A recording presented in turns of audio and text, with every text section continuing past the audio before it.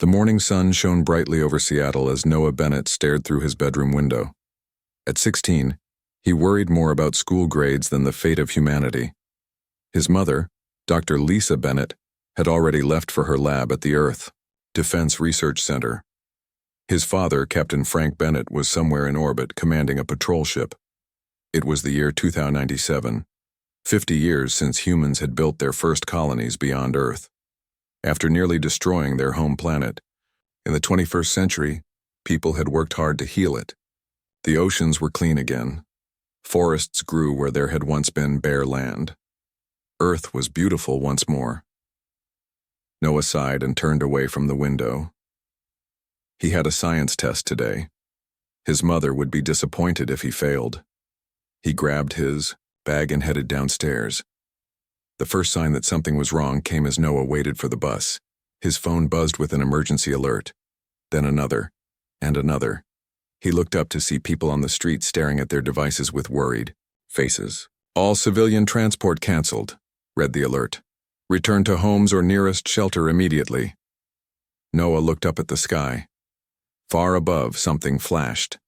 Then another flash, and another. He realized with a chill that he was watching explosions. In orbit, his phone rang. It was his mother. "Noah, listen carefully," said Dr. Bennett. Her voice was steady but tight with fear. "Don't come to the center. Go home, lock the doors, and stay away from windows." "Mom, what's happening?" "We're under attack. Your father's fleet is engaging them now, but some of their ships have gotten through." "Who's attacking us?" Noah asked, his heart racing. "We don't know yet. They're not human, that's all I can tell you." His mother paused. "I love you. I'll come home as soon as I can." The call ended. Noah stood frozen until a deafening boom shook the ground. 5 miles to the north, a column of smoke rose from downtown Seattle. Noah ran home, ignoring the stitch in his side. The streets were filling with panicked people. Cars jammed the roads. By the time he reached his house, 3 more explosions had rocked the city. He locked the doors as his mother had instructed and turned on the television. The news showed chaotic scenes from around the world. Strange ships filled the skies over major cities. They were like nothing humans had built, organic-looking, with curves and ridges that seemed to pulse with light. "They came without warning," said a shaken news anchor. "Earth Defense Fleet engaged the alien vessels 1 hour ago, but many got through our defenses. Landing craft have been reported in New York, London, Beijing, Mumbai, and dozens of other cities." The feed switched to a military officer speaking from what looked like a bunker. "Citizens of Earth, we are under attack by an unknown extraterrestrial force. Remain in your homes or proceed to designated shelters. This is not a drill." Noah's phone rang again. This time it was his father. "Son, are you safe?" Captain Bennett's voice came through static. "I'm home, Dad. What's going on up there?" "It's bad. We've lost a third of the fleet already." His father's voice was grim. "These aliens have technology we've never seen before. Their ships can change shape to adapt to our weapons." "Who are they? What do they want?" "We managed to capture some communication. They call themselves the Viridian Collective. They say Earth has resources they need. The line went dead. Noah tried to call back, but all networks were down now. He sat in the darkening house as evening fell, watching the news until broadcasts stopped too. Through his window he could see fires burning across Seattle. The next morning, Noah woke to an eerie silence. No birds, no distant traffic, just occasional booms and the whine of strange engines overhead. He crept to the window and peered out. His neighborhood looked mostly intact, but smoke rose from downtown.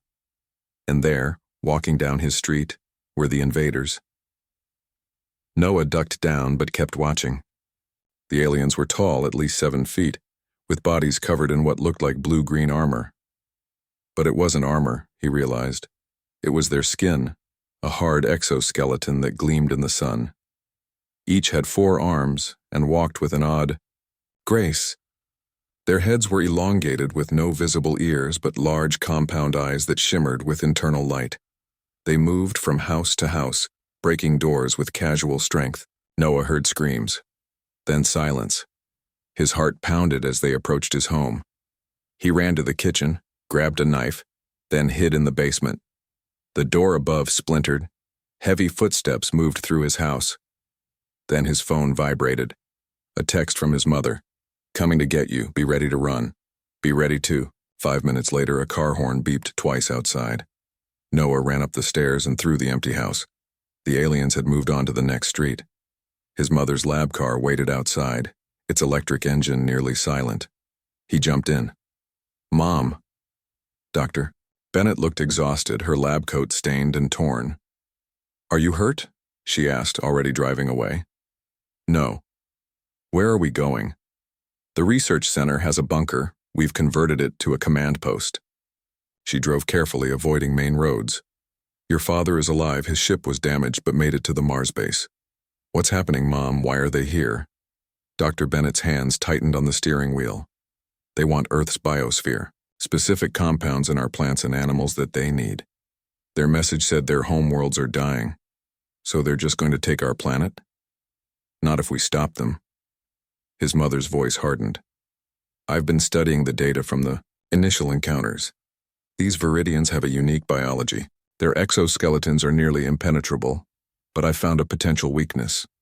They drove past scenes of destruction. Alien ships had landed in parks and squares. The strange four-armed soldiers patrolled the streets, herding captured humans. Into collection points, how many of them are there?" Noah asked. "Thousands on Earth already, probably millions in their fleet." She swerved to avoid debris. "But we don't need to kill them all. I think we can create a biological agent that affects their neural systems, something that could change their behavior without killing them." Noah stared at his mother. "You want to change how they think?"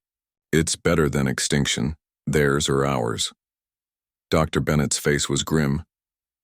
"Your father is leading a mission to deploy the agent once we develop it."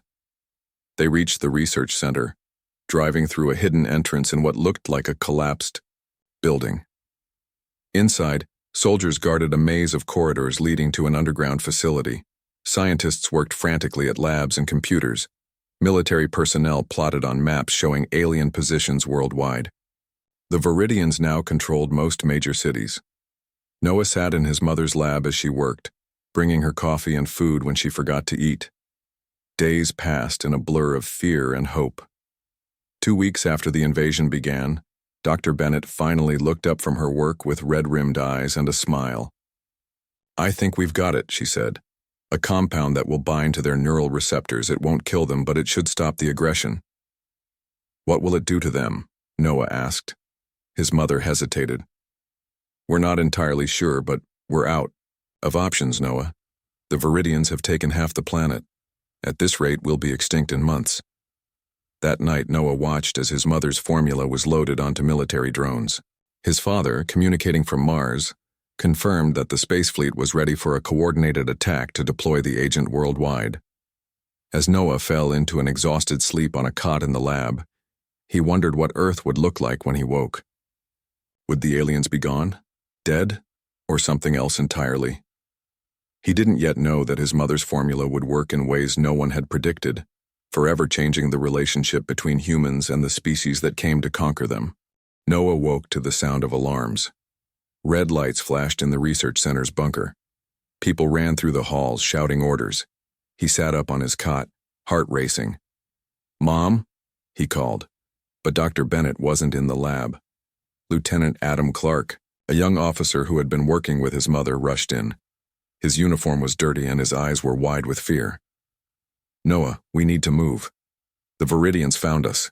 They're breaking through the upper levels." Noah grabbed his backpack and followed Adam through crowded corridors. Scientists carried computers and samples.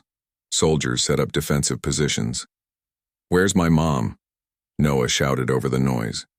"She's with the team securing the formula."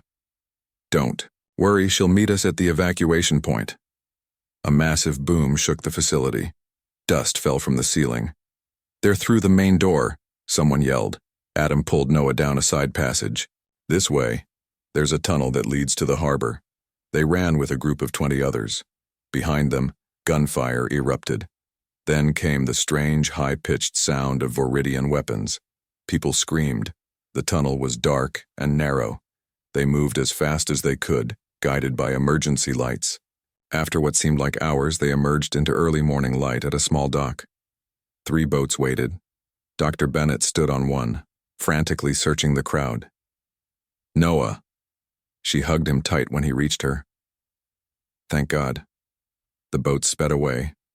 From Seattle, just as alien ships appeared over the research center. Green beams cut into the building, collapsing it in seconds. All that work, Dr. Bennett whispered. All our research. Adam touched her shoulder. We got out with the formula and the deployment plans. That's what matters. They traveled north along the coast, staying close to shore to avoid detection. Noah learned they were heading to a hidden base in the mountains where Admiral Olivia Rodriguez had established a resistance command center. Dad's mission? Noah asked his mother quietly. Still on. The Mars base is preparing. They'll launch as soon as we confirm the formula works. After landing at a small fishing village, they traveled by truck into the mountains. The base was inside an old military bunker, built long ago for a war that never came. Now it served humanity. In its darkest hour, Admiral Rodriguez was a tall woman with gray hair and a stern face. She greeted them in the command center, where maps showed Viridian positions across the globe. 2 months had passed since the invasion began, and Earth's situation was dire. The aliens control 70% of major population centers, Rodriguez explained to the new arrivals. Their ships outnumber ours 10 to 1. Conventional victory is impossible. She turned to Dr. Bennett. Please tell me you have good news. Noah's mother placed a small case on the table and opened it. Inside were several vials of clear liquid. The formula is ready for testing. We need a live subject. Admiral Rodriguez nodded grimly. We have one. 2 days ago, a patrol captured a Viridian scout. The alien was held in a reinforced cell deep in the bunker. Noah followed the adults, curious. Despite his fear, he had only seen the invaders from a distance. The Viridian was even more strange up close. Its exoskeleton shimmered with faint blue light. Its 4 arms were bound to the wall. Its large compound eyes followed their movements. Can it understand us? Noah whispered. Some of them have translation devices, Adam explained. This one doesn't, but they learn languages quickly. Dr. Bennett prepared a syringe with a small amount of the formula. The agent should bind to their neural receptors, specifically those that control aggression and decision-making. And you're sure this won't kill it? Admiral Rodriguez asked. No, I'm not sure of anything. This is our best hope. The Viridian watched silently as soldiers secured its head and Dr. Bennett approached with the syringe. Its exoskeleton had small, softer spots at joint areas. She injected the formula into one such spot near what appeared to be its neck. For several minutes, nothing happened. Then the alien began to tremble. Its eyes flickered, changing from amber to a soft green. It made a strange purring sound. What's happening? Rodriguez asked. I don't know. Its brain chemistry is changing. Dr. Bennett checked monitoring equipment they had attached to the alien. Heart rate is stabilizing, no signs of distress. Noah moved closer, curious. The Viridian's eyes fixed on him. To everyone's surprise, it lowered its head in what looked like a bow. Young human, it said in a halting, clicking accent. Safety. Protect. Everyone froze. It spoke English, Adam said. How is that possible? It must have been learning while in captivity. Dr. Bennett moved closer to Noah. What did you mean, Viridian? What about safety? The alien's eyes remained on Noah. Young humans must protect, must serve, is purpose. Over the next 3 days, they learned more as the Viridian continued to speak in simple phrases. The formula had done something unexpected. Instead of merely stopping aggression, it had created a new imperative in the alien's mind: to protect human young. It's like some neural pathway got rewired, Dr. Bennett explained to Admiral Rodriguez. The formula affected the bonding centers of its brain, similar to what happens in many Earth species with their offspring. So it thinks human children are its young? Rodriguez asked. Not exactly. It recognizes them as human, but it feels compelled to protect and serve them. The Admiral's face showed both hope and concern. Can we weaponize this? Deploy it against all of them? Dr. Bennett nodded slowly. I believe so. Captain Bennett's team can load it into atmospheric dispersal units. With the right delivery system, we could expose most of the Viridians on Earth within days. The plan moved quickly after that. Noah watched as his mother worked with other scientists to produce the formula in larger quantities. Communication, with the Mars base, confirmed that Captain Bennett's team was ready. Meanwhile, Noah spent time with their Viridian captive, now called Guardian by the base personnel. The alien seemed compelled to make sure Noah was comfortable, safe, and well-fed. It taught him words in the Viridian language and asked endless questions about human children. 1 week after they had arrived at the mountain base, the mission began. Captain Bennett led a small fleet from Mars, carrying the formula and special bombs designed to disperse it in the atmosphere. The resistance forces on Earth launched coordinated attacks to distract the Viridians and create openings for the delivery ships. Noah waited with his mother in the command center, watching dots on screens that represented human and alien ships. Dad's team is entering the atmosphere, Noah said, pointing to a cluster of dots. Admiral Rodriguez nodded. All ground teams are engaging. The Viridians are responding to the threats. For hours, they watched the battle unfold. Many human ships were lost. But enough got through. The formula bombs were dropped over major Viridian concentrations around the world. Now we wait, Dr. Bennett said softly. The first reports came in 12 hours later. Viridian forces had stopped attacking. In some places, they had laid down their weapons. In others, strange behavior was reported. Aliens approaching human shelters, but not to attack. They were seeking out children. 3 days after the formula's deployment, the Viridian commander sent a message to all human forces.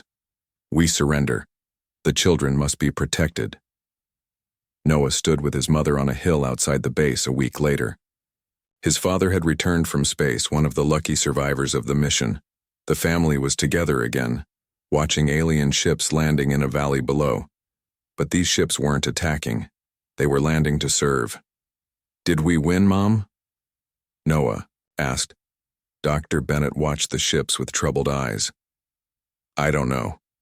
We stopped the invasion, but we changed an entire species against their will. I'm not sure if that makes us saviors or monsters. Captain Bennett put his arm around his wife. You saved humanity, Lisa. What happens next is up to all of us. Below them, Viridian soldiers emerged from their ships. They looked different now, their eyes green instead of amber, their movements less aggressive. When a group of refugee children approached with their parents, the aliens knelt before them in a gesture of service. The species that had come to conquer Earth now lived to serve its children. 6 months passed since the day the Viridians surrendered. Earth had changed in ways no one could have predicted. Noah walked through the rebuilt streets of Seattle with Guardian beside him. The tall alien moved with careful grace, its 4 arms, ready to help at any moment. One carried Noah's backpack, another held the umbrella against the light rain, while the remaining 2 stayed free to respond to any danger. School day productive? Guardian asked in its clicking accent. Yeah. We learned about your star systems today, Noah replied. Guardian's eyes flickered with green light, a sign of pleasure. Good knowledge. Your people must understand our worlds. Seattle, like most cities on Earth, was now a strange mix of human and alien presence. Viridians worked everywhere, rebuilding what they had destroyed. But they no longer took orders from their own leaders. Instead, they gravitated toward places with human children. Noah's high school had 15 Viridian assistants who maintained the building, prepared food, and acted as guards. They never interfered with teaching. That remained a human job, but they created an environment where children felt completely safe. Mom wants us home early, Noah said. Some government officials are visiting. Guardian nodded and adjusted their path to a more direct route. As they walked, Noah noticed other Viridians with children. Each alien seemed dedicated to its chosen charges. Some served single children, others watched over groups. All showed the same intense focus on the young human's safety and comfort. At home, Noah's mother was setting up equipment in their living room. After the war, Dr. Bennett had become the lead researcher on human-Viridian relations. Their house served as both home and research station. "There you are," she said as Noah entered. "The officials will be here in an hour. They want to see your tests with Guardian." Noah nodded and went to the testing area they had set up. Guardian followed, sitting on a reinforced chair designed for Viridian anatomy. "We will do language tests?" Guardian asked. "Yes, and some new cognitive ones," Dr. Bennett said, attaching small sensors to Guardian's head. "We're trying to understand how the formula affected your thought patterns." Captain Bennett, now Admiral Bennett, entered the room. His fleet uniform looked crisp and formal. "The Senator's convoy is 10 minutes out," he said, kissing his wife's cheek. "She's bringing the Viridian Policy Committee with her." Dr. Bennett looked nervous. "They're still debating what to do? Some want to integrate the Viridians fully into society. Others want them confined to special zones." Admiral Bennett shook his head. "Nobody knows what's right here." The door chime rang. Instead of government officials, it was a young woman with short red hair. Dr. Kate Wong, Dr. Bennett's research partner. "Sorry I'm late," she said, rushing in with equipment. "The traffic was terrible. Every Viridian in the city is helping with the school reconstruction project." Dr. Wong set up her computers and turned to Noah. "How's he doing today?" she asked, nodding toward Guardian. "The same. Helpful. Protective. But I caught him looking at the stars last night. I think he misses his home." Dr. Wong's face softened. "We still don't know if they can ever go back to how they were. The formula changes seem permanent." The tests began simply. Guardian identified objects, solved puzzles, and answered questions about Viridian society before the invasion. His memory of his previous life remained intact, even though his priorities had completely changed. "Final question for this set," Dr. Wong said. "Guardian, if Noah was not here and you were free to choose, what would you do?" The alien's eyes flickered between green and amber. "Find young humans who need protection." "But what about your own desires?" Dr. Bennett pressed. "What would you want for yourself?" Guardian seemed confused by the question. "Want for self?" "Unclear. Purpose is to serve young humans." The government officials arrived during the last test. Senator Olivia Chen led the group, accompanied by military officers and scientific advisors. Noah recognized Admiral Rodriguez among them. "Dr. Bennett," the senator said, "thank you for hosting us. We're eager to see your research firsthand." The adults moved to the dining room to discuss policy while Noah continued working with Guardian. But he kept the door open so he could hear. "The situation is unprecedented," his mother was saying. "We've essentially created a symbiotic relationship between our species. The Viridians are not slaves. They retain their intelligence and skills, but their priorities have been fundamentally altered." "Are they suffering?" Senator Chen asked. "They don't appear to be," Dr. Wong replied. "Brain scans show reward centers activate when they successfully protect or help human children. They feel satisfaction in their new role." Admiral Rodriguez spoke next. "But we've still removed their choice. Is that any better than what they plan to do to us?" The conversation continued as Noah finished the tests. Guardian remained attentive, but Noah noticed the alien watching the adults' meeting with interest. "Do you understand what they're talking about?" Noah asked quietly. Guardian's eyes dimmed slightly. "Yes. They decide our fate." "Does it bother you? What the formula did to your people?" The alien was silent for a long moment. "Different now, but alive. Your mother chose mercy. Many humans would have destroyed us all." Later that evening, after the officials had left, Noah found his mother in her lab, reviewing the day's test results. "Mom, I have a question," he said, sitting beside her. "The kids at school who spend the most time with Viridians, they're changing too, aren't they?"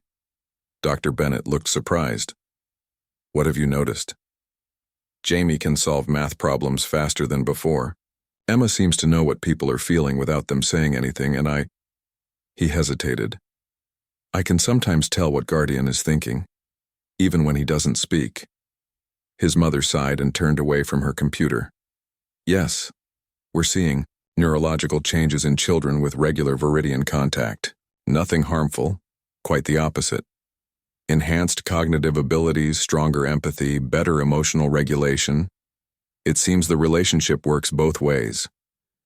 So we're changing each other? It appears so. The formula created the initial bond, but something deeper is happening now. She rubbed her tired eyes. The Senators' Committee is worried. They don't know if this is evolution or something else entirely. Noah thought about Guardian and the other Viridians he knew. They're not just servants, are they? They're more like guides. Perhaps. Or perhaps we've created something entirely new that we don't yet understand. She stood up. The Viridian ships in orbit are still deciding whether to leave or stay. Their leaders are watching what happens here. That night, Noah couldn't sleep. He went to the backyard where Guardian often spent evenings looking at the stars. The alien was there, its bioluminescent spots glowing softly in the darkness. Guardian, do you have a real name? From before? The Viridian turned its large eyes toward him. Yes, unpronounceable for humans. Means seeker of new paths in your words. That's a good name, Noah said. Better than Guardian. Names matter less than purpose, the alien replied. My people came to take, now we give. Perhaps better this way. Noah looked up at the stars with him. Do you think they'll send more ships to fight us again? Unknown. Our leaders watch, see what becomes of us. Guardian's eyes flickered. Young humans growing stronger with us near. We growing different with you near. New thing happening. Old leaders must decide if good or bad. As they sat in comfortable silence, Noah realized that neither humans nor Viridians fully understood what was beginning. The formula had not created servants or slaves, but something unexpected, a bridge between two species that might change both forever. Noah woke to the sound of sirens. He jumped out of bed and ran to the window. Guardian was already there, looking up at the sky. What's happening? Noah asked. Ships. Many ships. Not like war vessels. Different. Guardian's voice was tense. Noah saw them then. Massive structures descending through the clouds above Seattle. Unlike the sleek, predatory ships of the invasion, these were enormous, organic-looking vessels. They resembled giant sea creatures more than spaceships, with flowing lines and pulsing lights across their surfaces. His bedroom door opened as both his parents rushed in. Stay inside, Admiral Bennett ordered. Defense forces are on high alert. Dr. Bennett was already on her phone talking rapidly to someone about the new arrivals. No weapons signatures, massive biological readings, completely different.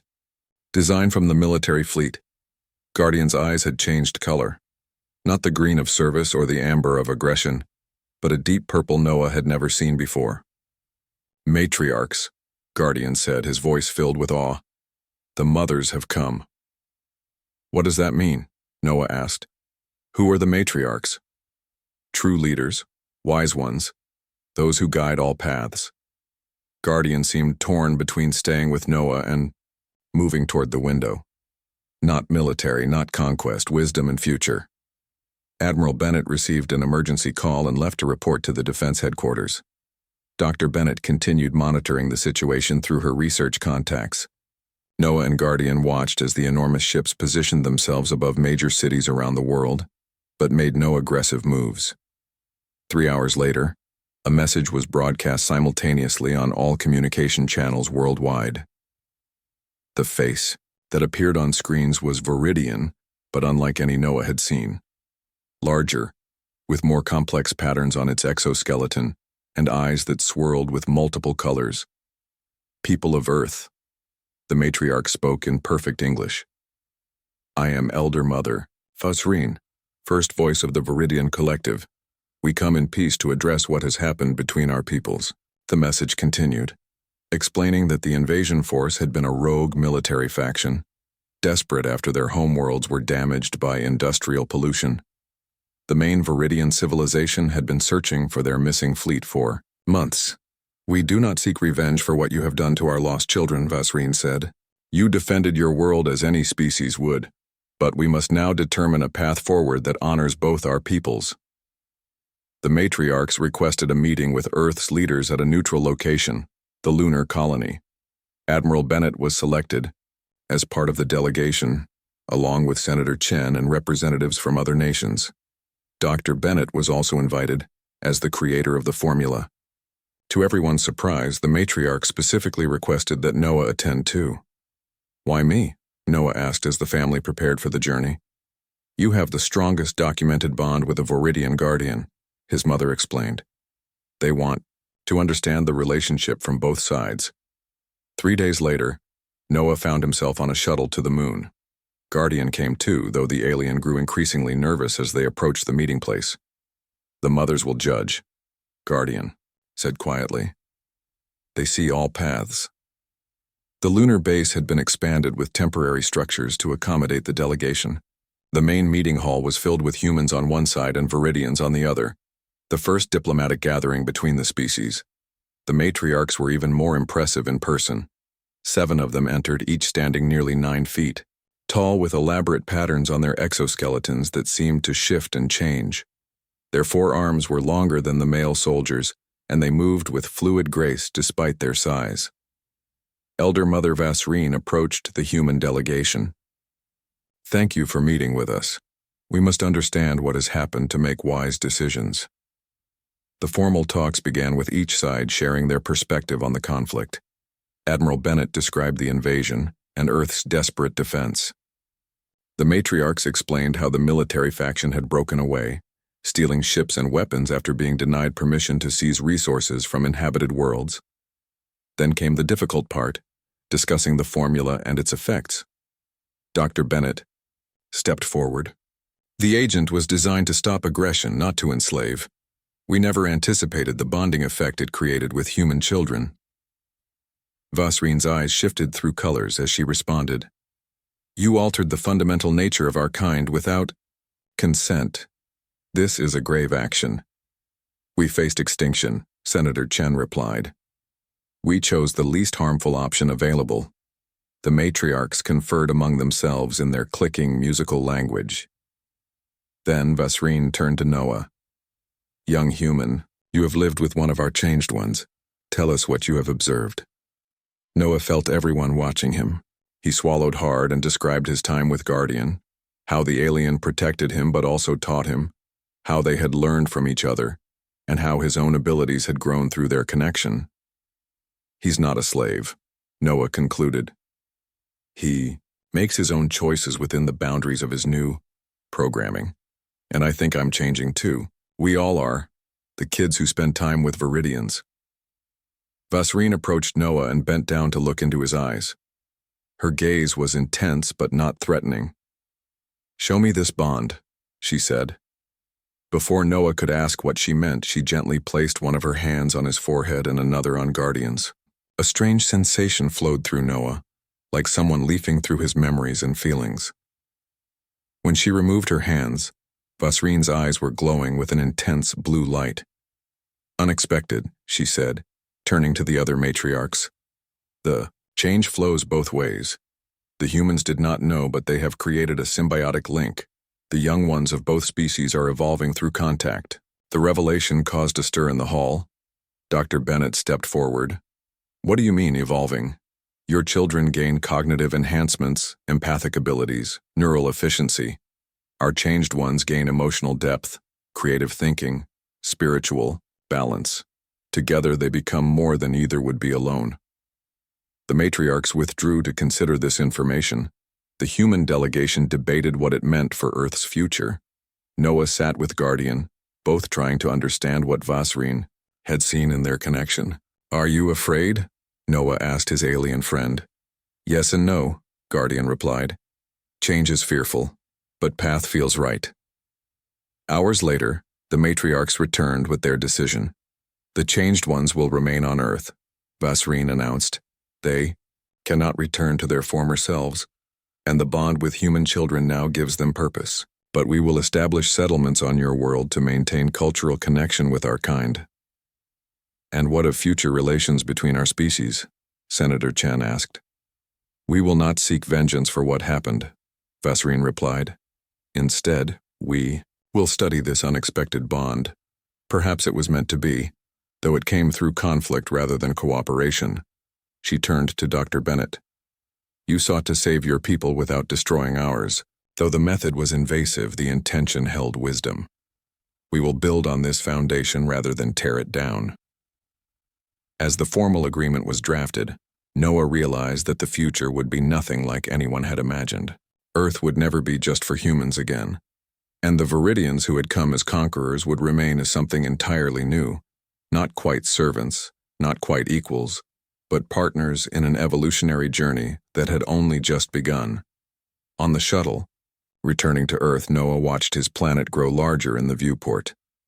Guardian sat beside him, also looking at the blue-green world below. "Your home," Noah said. "Our home now," Guardian replied. "New path begins." 20 years had passed since the matriarchs arrived on Earth. The world was a different place now. Noah Bennett stood on the stage of the Interstellar Academy, watching the graduation ceremony with pride. At 36, he had become Earth's lead diplomat to the Viridian Collective. His own experiences with Guardian had shaped his understanding of both species. Guardian stood beside him as always. The alien had changed over the years too. His exoskeleton now showed the elaborate patterns that came with age and wisdom. Though still dedicated to Noah's protection, their relationship had evolved into a partnership of equals. "The graduates look ready," Guardian said, his English now perfect after years of practice. Noah nodded. The first generation raised entirely with Viridian guardians. They're different from us in ways we're still discovering. The ceremony began as 500 young humans in blue uniforms filed into the hall. Beside each walked a Viridian guardian, who had been with them since childhood. These were not the original invasion force, but their children, born on Earth and raised to serve human young.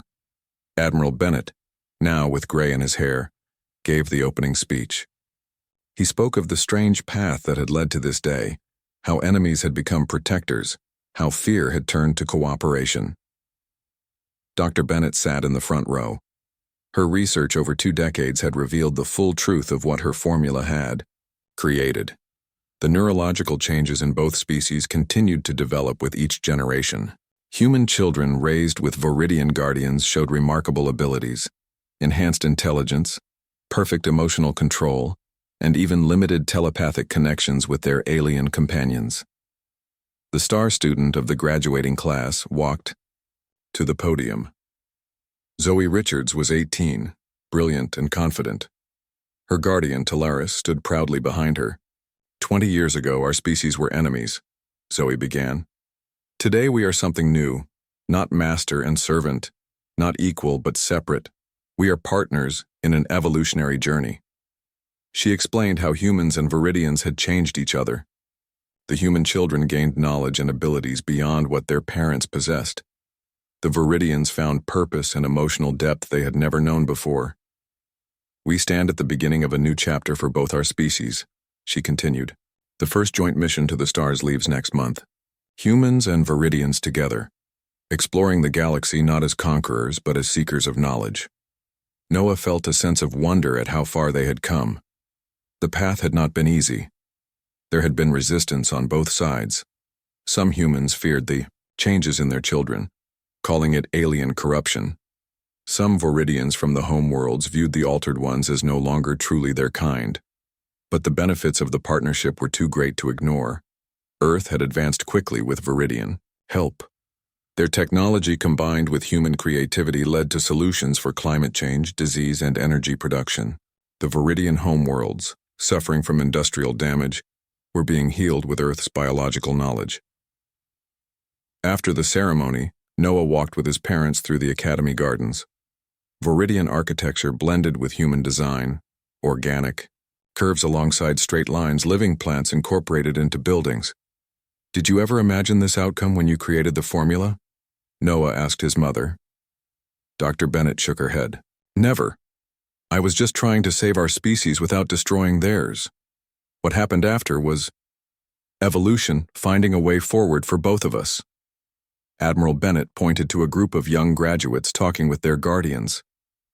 They don't remember a time before the Viridians. To them, this partnership is natural. Noah's own life had changed in ways he never expected. His enhanced abilities, developed through his bond with Guardian, had made him uniquely suited for diplomatic work. He could sense the emotional states of the Viridians, understanding nuances that other humans missed. The matriarchs wished to speak. With you, Guardian said, approaching the family. Elder Mother Vasreen has arrived for the graduation. They found the ancient matriarch in a quiet garden room. After 20 years on Earth, Vasreen had become the bridge between the two civilizations. Her massive form seemed to glow with internal light as she greeted them. The Bennett family, she said warmly. The ones who changed everything. For better or worse, Dr. Bennett replied. For better, Vasreen assured her.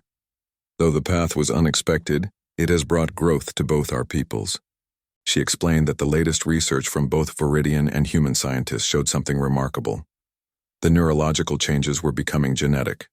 New human babies showed the enhanced capabilities without direct Viridian contact. Young Viridians born on Earth had the emotional capacity without the formula. Our species are adapting to each other at the most fundamental level, Vasreen said. In time, these changes will become permanent. And is that what you wanted? Admiral Bennett asked. When you decided not to seek revenge for what we did? Vasreen's eyes swirled with colors. What I wanted was the survival of my people. What I discovered was that survival sometimes requires transformation. Both our species faced extinction. Yours from our invasion, ours from our dying worlds. Together, we found a third path. After their meeting, Noah and Guardian walked to the edge of the Academy grounds where a monument stood to those lost in the invasion. Both human and Viridian names were carved in the stone. Do you ever regret what happened to your people? Noah asked. Guardian was quiet for a moment. My old self would not recognize who I am now, but I would not return to that self even if I could. We were conquerors, taking what we needed without concern for others. Now we are guardians, teachers, partners. We have purpose beyond survival. He turned to Noah. Your mother did not enslave us. She opened a door neither species knew existed. As the sun set, Noah watched the new graduates celebrating with their Viridian guardians. Tomorrow, many would begin training for the joint space mission. Humans and Viridians would explore the stars together, each species making up for the weaknesses of the other. The invasion that had nearly destroyed humanity had instead transformed it. The formula meant to stop aggression had created connection. The species that came to threaten Earth now served its children, but not as slaves or tools. They served as guides, protectors, and partners in an evolutionary journey that was just beginning. Noah felt Guardian's hand on his shoulder, a gesture the alien had learned from humans. New worlds await, Guardian said, looking up at the first stars appearing in the evening sky. Yes, Noah agreed, and we'll explore them together.